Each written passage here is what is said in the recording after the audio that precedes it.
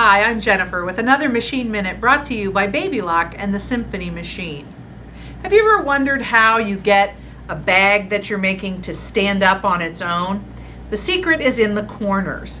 By boxing the corners at the bottom of your bag, you can make sure that it stands up. Now, one important thing when you're making boxed corners is you do want your seam on the side and the bottom to match up and to be straight. And I'll show you how to make that happen. First, in the assembly of your bag, you will simply sew together the front and the back. But if you were to create this into a bag, it would be more like a sack. It really couldn't stand up on its own. So the secret of making the boxed corners is then to match up the side seam and the bottom seam. And the way that you do that is really by pulling the two sides apart and aligning the side seam and the bottom seam. I take a pin and I place it right into that seam on the side and pull away the bottom seam so that my pin goes straight through, and then I want to look at the back side to make sure my pin comes out exactly through that seam again.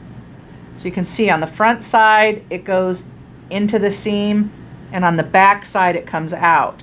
And I'll adjust and pull those edges now that that pin is holding things together.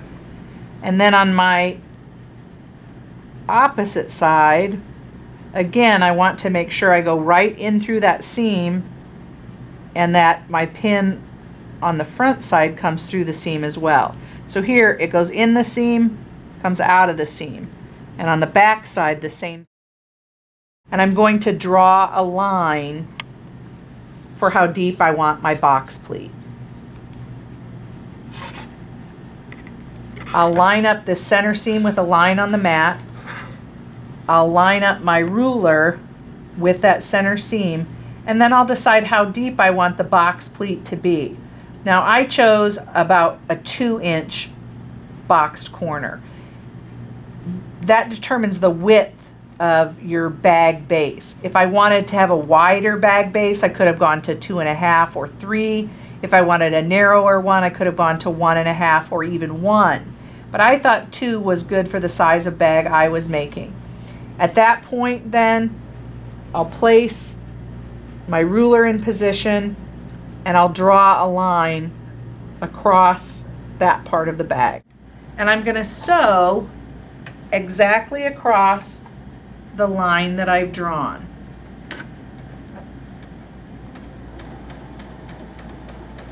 And I'm going to keep that pin in place until I just about reach it, and then I'll pull it out so I don't sew over the pin, but I make sure that I keep my seams aligned by doing that. It's time to check my corner and make sure that I'm happy with the way things line up. And I am. And I also want to make sure that my bag sits evenly. So I'm happy with both sides. I can go back into the inside then and trim off this excess fabric. This is a great way to make sure you have a bag that can stand up on its own.